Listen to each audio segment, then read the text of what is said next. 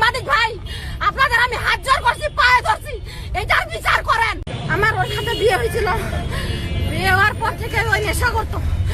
নেশা করার পরে আমার পেটে বাচ্চা আসছে। ওর নাম কি বলো তো? ওর নাম মোহাম্মদ আলাউদ্দিন। বাড়ি? বাড়ি পশ্চিম সিংপাড়া যুবননের সামনে। বাবার নাম কি ওর? বাবার নাম সফিয়ার রহমান, মার নাম মলিমা বেগম।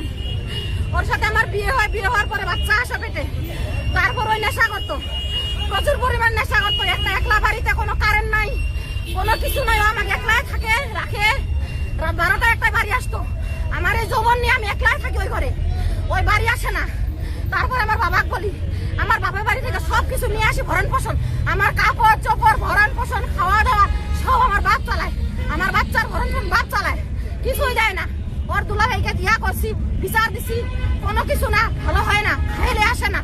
তারপর 10 বছর সংসার করার পরে ওর আমি নিজে ডিভোর্স দিই, কোর্টে আসে। ডিভোর্স দিয়ে আমি কাগজ উঠায় নিছি, ওর বাড়িতে কাগজ পাঠাই দিছি। দেওয়ার পরে এই পর্যন্ত আসি, ওর বাচ্চা আমি রাখছি, আমার কাছে লেখাপড়া করাচ্ছি, এই পর্যন্ত আসি। আমার চলার জন্য আমি বাইরে যে কোনো একটা প্রতিষ্ঠানে কর্ম করে খাচ্ছি, একটা ক্লিনিকে, সেটা হলো prime diagnostic centre and clinic. আজকে আমি এখন যাচ্ছি মাতৃস্বজনের রুগী আনার জন্য। রুগী আনতে যাই, আমার সামনে আসে আমাকে ঘায়াল করে, আমার উপর অত্যাচার করে। এটা আমি বিচার চাই ভাই, বিচার চাই, আর কিছুই না।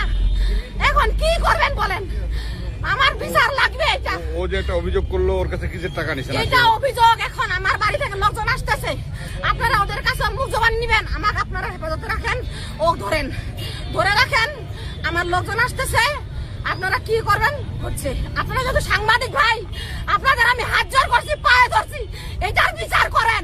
আপনার নাম বাড়ি কোথায়? আমার বাড়ি জগদল সাতমেরা ইউনিয়ন সদরংপাড়া গ্রামের নাম। আমার নাম মোসাম্মদ কুলসুম বেগম, আমার বাবার নাম মোহাম্মদ তবিবর রহমান, মায়ের নাম সবিজান বেগম। এইটুকুই।